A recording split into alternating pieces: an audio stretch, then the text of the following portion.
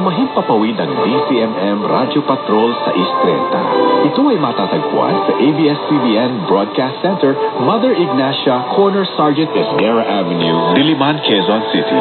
Ang aming 50-kilowatt transmitter ay matatagpuan sa Navarrete Street, Pangkulo, Obando, Bulacan.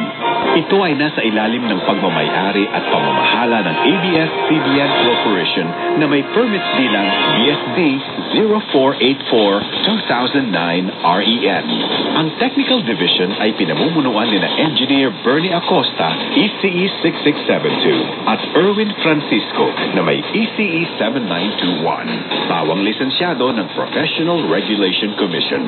Ang DZMM Studio ay nasa pamamahala ni Santos Bautista at Lauro Oliveros sa tulong ni Henry Lopez, Benjamin Gila, Harold Piozon, Michael Oleriana at Ray Aganon na pawang lisensyado ng National Telecommunication Commission. Ang DZMM transmitter ay nasa pangangalaga ni Jose Rizalde Umipig, ECE number 2889, at Melvin Acosta, ECE number 2624, sa tulong ni Noli Reforma at Robert Españo na pawang lisensyado ng National Telecommunication Commission. Mga kababayan, ang pambansang awit ng Pilipinas.